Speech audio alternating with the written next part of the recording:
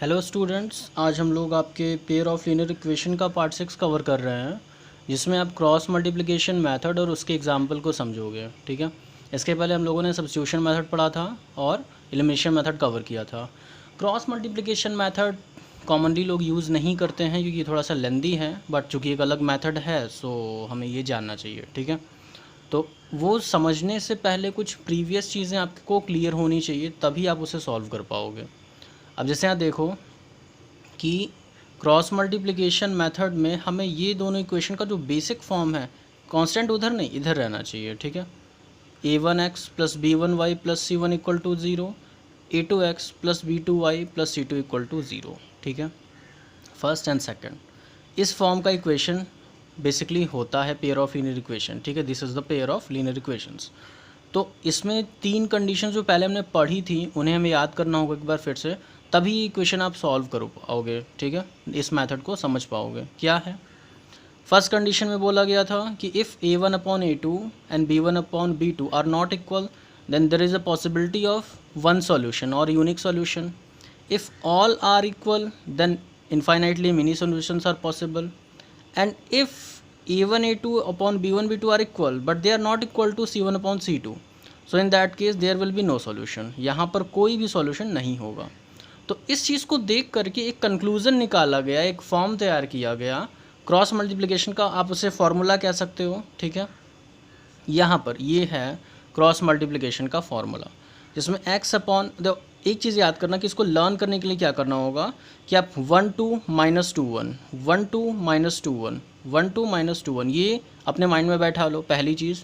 दूसरी, जब भी हम x में आते हैं तो जब आप x को देखेंगे इस यहाँ पर, तो x के साथ a यहाँ पर वेरिएबल है, सॉरी x जो है वो a जो है वो कॉफिशिएंट है x का। ठीक है। जब आप यहाँ आते हो तो a अब्सेंट हो जाता है।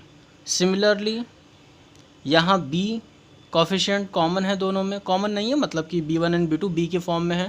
तो यहाँ पर आप देखो इस इक्वेशन में b अब्सेंट है और कांस्टेंट में वैसे ही c अब्सेंट है। तो फॉर्मूला आपका, ये दो लॉजिक हैं, दो मेथड्स हैं, इसको थोड़ा सा समझने के लिए, याद करने के लिए। ठीक है। जैसे x upon b1 c2 minus b2 c1 1 2 2 1, y upon c1 a2 c2 a1 and 1 upon a1 b2 minus a2 b1। तो हम लोग इस पर कुछ न्यूमेरिकल इस पर कुछ एग्जांपल्स को हम लोग कवर करते हैं। देखो सर, यहाँ आपकी एनसीईआरटी में क्वेश्चन दिया गया था। क्वेश्चन यहाँ है,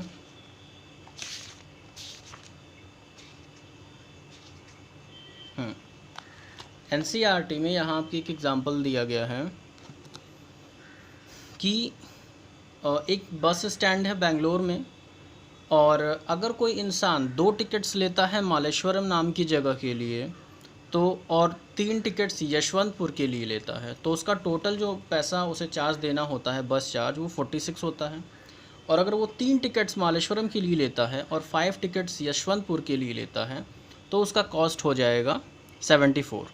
अब आपको ऑल फेयर्स फाइंड करने हैं, हर एक, मतलब कि मालेश्वरम का किराया कितना है, मालेश्वरम का जो बस चार्ज है वो कितना है, एंड जो यशवंतपुर का बस चार्ज है वो कितना है। तो देखो, let the cost of 1 ticket is to Malleswaram is x। Malleswaram की बस का जो रेंट है, ठीक है, जो बस चार्ज है उसको हमने x कंसीडर किया, and here for Yeshwantpur it is y। एक एक टिकट का ये चार्ज है डिफरेंट डेस्टिनेशंस के लिए। ठीक है। अब यहाँ पर अगर आप ध्यान से देखो तो अगर कोई भी पर्सन है, अगर वो 1 टिकट लेता है तो उसको x रुपीज़ देना होगा, 2 टिकट लेता है तो 2x देना होगा, 3 लेता है तो 3x देना होगा। तो वैसे ही वो यशवंतपुर के लिए अगर करेंगे तो अगर कोई 1 टिकट लेता है तो y रुपीज़ पे करेगा, 2 टिकट लेता है तो 2y पे करेगा।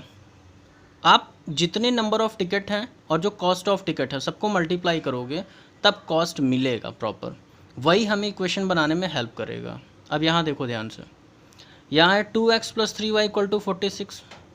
पहला चार्ज, पहले उसने 2 टिकट मालेश्वरम के लिए ली, 3 यशवंतपुर के लिए ली, टोटल चार्ज था उसका 46 रुपीज़।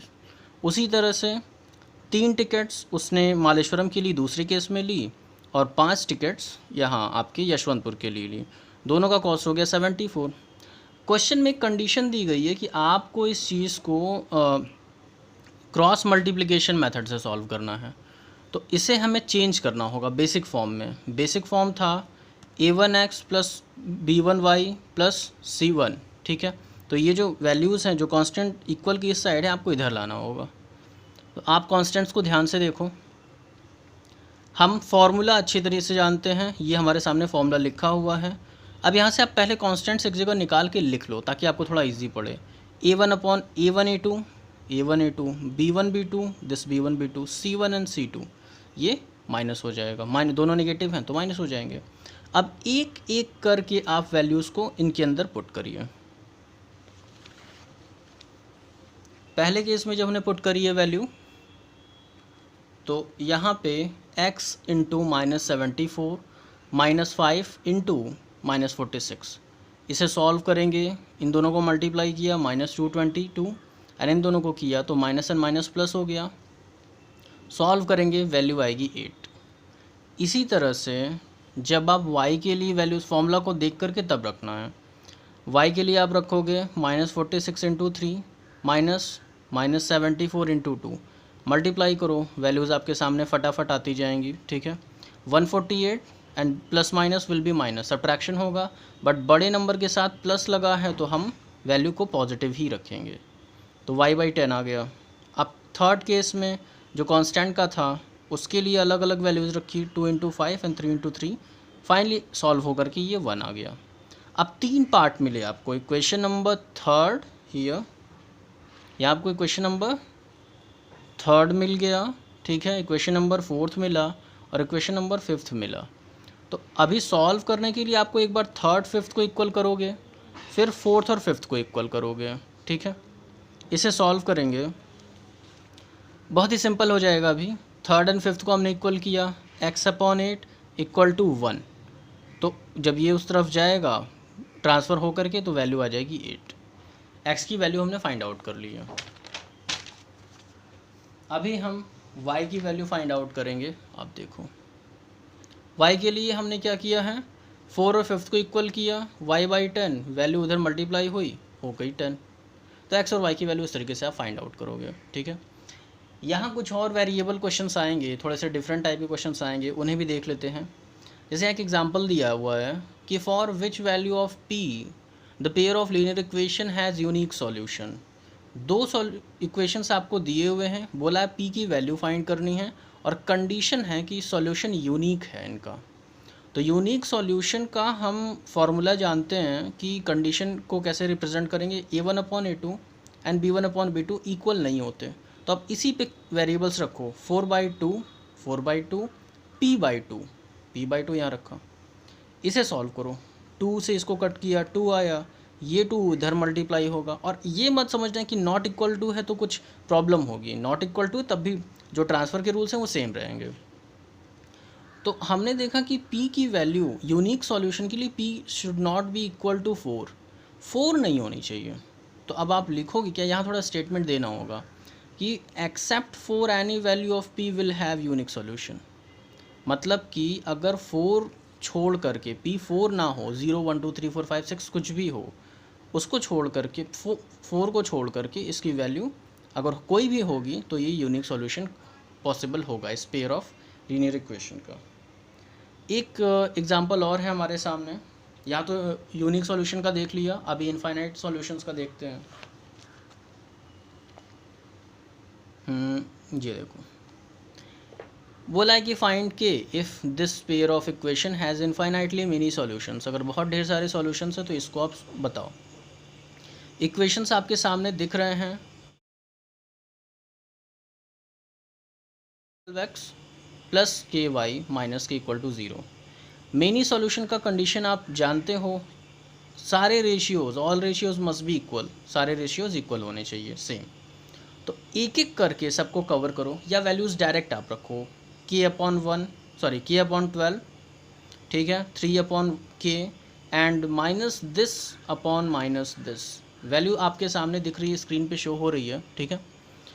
अभी कोई भी 2 पार्ट को आप ले लो और उसे सॉल्व करो, और सिर्फ 2 कोई नहीं करेंगे कि k की वैल्यू यहाँ पे आ गई तो अब रुकेंगे, हमें प्रॉपर सॉल्व करना है। तो दोनों को करें क्योंकि तीनों को इक्वेट करना है, इन दोनों को भी और इन दोनों को भी। ठीक, या आप के को देखिए, सॉल्व करिए, के ऊपर मल्टीप्लाई होगा और ये इधर इक्वेशन सामने आपकी इक्वेशन ये बनेगा के स्क्वायर इक्वल टू 36। जब भी स्क्वायर दूसरी तरफ जाता है, ट्रांसफ़र होता है, तो वैल्यू फॉर्म चेंज हो जाता है और स्क्वायर बिकम्स अंडर रूट। ठीक है, अंडर रूट 36 की वैल्यू 6 6 या 36 पेयर बनाएंगे तो 6 प्लस माइनस में निकलेगा। अभी प्लस माइनस क्यों है, आई होप रूट अगर आपको आ रहे हैं रूट सॉल्व करने तो आप ये चीज़ समझ जाओगे कि ये यहाँ पे प्लस और माइनस कैसे आया है। ठीक है, तो पहला तो हमें के की दो वैल्यूज़ मिली, एक +6 भी हो सकती है, दूसरी -6 भी हो सकती है, but we need one value to solve this question, हमें एक वैल्यू चाहिए। तो अभी क्या करेंगे कि इन दोनों पोर्शंस को भी इक्वल करेंगे। देखो आपके सामने इक्वल लिखा है, ठीक है, माइनस है, दोनों माइनस माइनस सॉल्व हो गए। अब इन दोनों वैल्यूज़ को सॉल्व करते हैं। Yes, see this, -3/k equal to k -3/k। अभी यहाँ पे आप k जो है इसको इधर ट्रांसफ़र करो ताकि ये दोनों की आपस में कैंसिल हो जाए। इसको इधर मल्टीप्लाई मत करना, इक्वेशन लेंदी हो जाएगी, सॉल्व नहीं कर पाओगे। तो इसको इससे कट किया, k वैल्यू बची 3 एंड k -3 यहाँ पर आपके सामने शो हो रहा है। ठीक है, तो अभी आप यहाँ पे क्या करेंगे, k इधर ट्रांसफ़र होगा, वैल्यू हो गई 3 + 3 6। तो दोनों केस में हमने देखा कि हाँ +6 is our answer, -6 is not. तो आप बोलोगे so final value is k। तो इसके साथ आपका आज का जो वीडियो है वो कवर होता है और तीनों मेथड्स आपने सीख लिए हैं, प्रीवियस वीडियोस देख लीजिएगा। हमारी जो एक्सरसाइज 3.5 है, ठीक है, उसमें कुछ थोड़े से अलग टाइप के क्वेश्चंस दिए हैं और उसमें ये कंडीशन भी दी हुई है कि आप उसे किसी भी एनी अलजेब्रिक मेथड से आप उसे सॉल्व कर सकते हो।